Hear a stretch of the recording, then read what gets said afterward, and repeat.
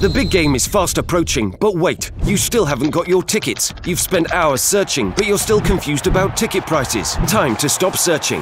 Visit ticketcompare.com. We compare ticket prices for all the popular leagues and tournaments for you. We work only with the most trustworthy sites, so you can have peace of mind when buying your tickets. Compare prices, buy tickets, get to the game. Ticketcompare.com. Buying tickets made simple.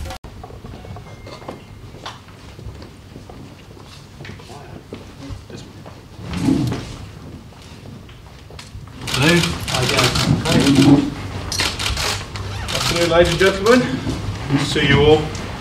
On behalf of the club, I'd like to introduce you to our new manager, Garry Monk, CEO Schwendal Ren. The CEO won't be taking questions as such. It's all about Garry today. There will be time at a future date to talk about other issues surrounding the team, the football club. But at the moment, this is Garry's day. And I hope you all give him a very warm welcome to the city, to this great football club of ours. We'll start off with TVs. Kirsty, if you want to lead off.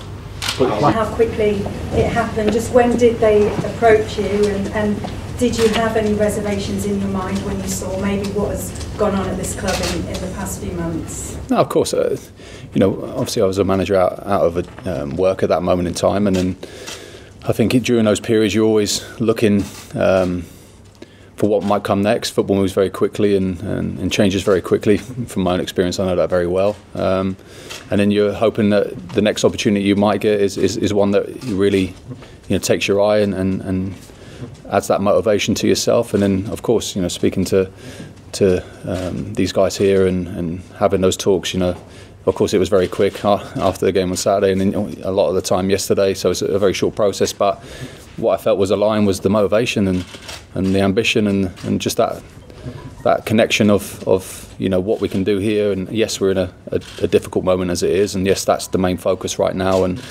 we were, all hands on deck for that side of it. But I think it's also the potential of what this club can be and what we can all be together going forward. So I said before, I'm the type of person I was like that in my career and in my management career, to take challenges on, and ones that excite me and are big challenges, and this is one, but I'm really looking forward to it. So I'd like to thank Mr. Zhao and Dong for really helping me and helping me see the project and the going forward, and it's, like I said, there was a connection straight away, so I felt very comfortable in taking the job.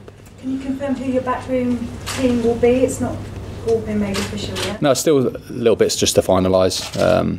But in terms of putting a backroom staff together, I'm trying to there's always people that work with me and understand how, because we have to come in and try and work very quickly as well. Guys that understand how I work and what's expected and the level that we can deliver it at. So there's still final things to go through, and I'm sure in the coming days you'll be able to see that more official. First match tomorrow night comes quickly, at home, inevitably against your former side Middlesbrough. Are you looking forward to that? Destiny. It's no, in all seriousness, look, you can't, those things are out of your control. It's funny how football actually works out like that. You see it a lot, whether it's coincidences or, as I said, destiny or those type of things. But football has a funny way of doing those things regularly, on a regular basis. But look, of course, preparation time, being with the players today for the first day, had a really good morning with them. So we had a lot of things that we try to, of course it's quick, it's not the ideal situation, but of course it's what we are, and we have to put our full focus into it. So working with the players today, very good group, very determined to get themselves out of this situation, which is good. That's the first thing you look for, and then really just trying to give them that simple things right now in terms of what we need to do for this game tomorrow. Can you tell us at all, obviously we've seen quite a few managers here over the past few months, do you think you finally found your man in Garry, and why is he the right man for Birmingham? Sorry, I'll be more than happy to answer any of your questions in the future, any time from now, but today we're all here to support Garry, and we've got some really tight fixtures coming up, and we need to get out of there as soon as possible. Thank you. Garry, how much have you seen of Birmingham City this season, and is there enough there from what you've seen for them to get out of this hole? Well, number one, a big reason why I said yes to come in here was seeing the capability of what's in that squad. And of course, I think we all know with the quality that is in the squad, for whatever reasons, shouldn't be in the position that they're in, but they are. And then obviously, of course, I've seen a lot of them, obviously being earlier in the season, having played against them, watching a lot of their games from early in the season, and of course watching as many games as possible from their recent games. I have a very good idea of those players. Of course, as well, from previous seasons as well, knowing the players and how they are and what they're capable of. So it was that capability that was part of the attraction as well, and knowing that there's a good quality in there that they can do a lot better than what they're doing right now. But the situation is what it is. You can have quality, but you have to put other things with it, and that's what I'm here to do, to try and help these guys and this club to get to number one. The focus is in these 11 games.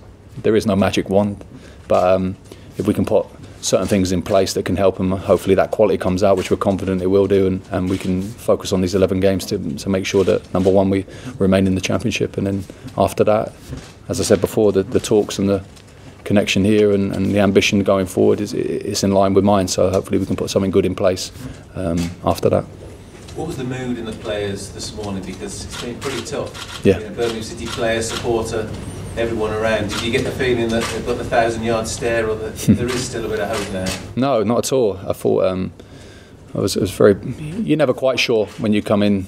You understand the situation, but you're never quite sure until you actually stand face to face with them and see it in their eyes. But they were very good. They were very motivated, and of course they understand the situation. Of course, confidence isn't at its highest as what it would be. Naturally, that's dictated by the situation they've been in, and obviously result wise. But I see a very honest group, which is key, in these situations. And then of course, try to make certain things clear in these situations. The only way we're going to get out of this situation is together, and by hard work and commitment. Like I said, there's no magic wand, and I think our fans will play a massive part in that as well. As I said, a historic club, a massive fan base, and I've been to St Andrews when it's been rocking, and we're going to need that home and away. We're going to need it to be full. We're going to need him no matter what.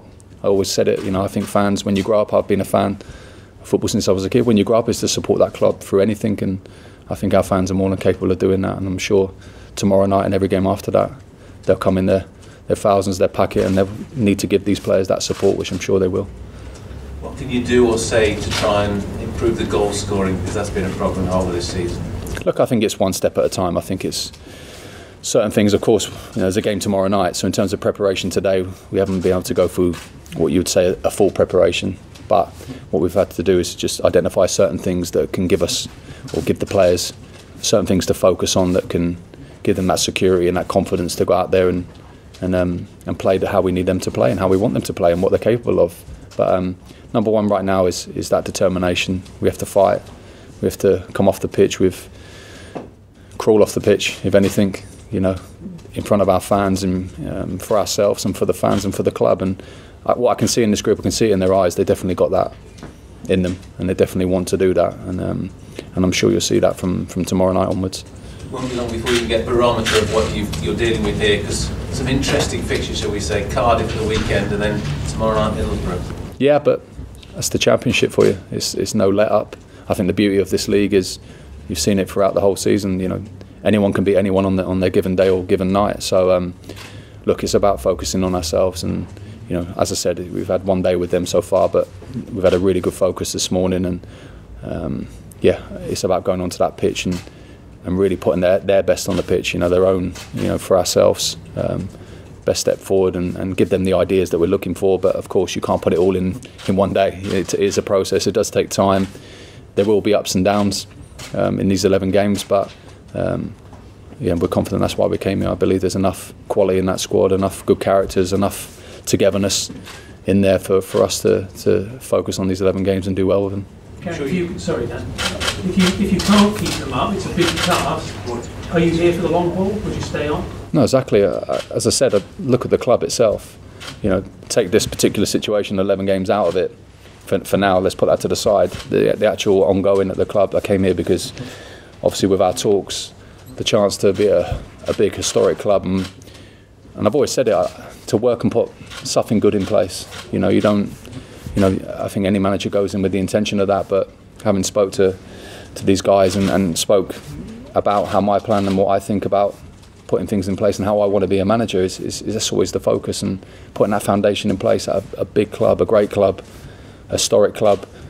I don't understand why a manager wouldn't want to do that, and for me that's the passion behind it. That's the motivation for me, and I said it from the very start of my managerial career. I'm sure you can look back through all the quotes, but I said it from the start. Those are the type of situations I want to face. Those are the challenges I want. So yeah, that's why I think we can do that, and that's why I'm looking forward to it as well beyond these 11 games. When you look at the quality managers who've come before you in recent times and haven't been able to turn it round, does that make you think there's clearly something wrong, something that needs to be fixed, perhaps in the mindset more than anything? No, I think I'm one of them. Of course you have to know what's gone and have an idea of that, but I've always been a person where I judge it on my own merits. I don't ring up former managers, players, coaches and ask them what about this, because what can be for one doesn't necessarily mean it's the same for another. So I've done it from the very start. I've done it as a player. My character is to judge it on what I see and what I feel that I can do here and how they respond to you, and every situation is a different response to a different manager. So yeah, I wouldn't come here if I didn't believe that we can get these players in this club to where we need to and how we want to do that. But whatever happens, for whatever reasons, I want to be able to put something good here in place and put foundations in place to help us get the club back onto what we know it can be, and yeah, that's the driving force behind it. Thank you.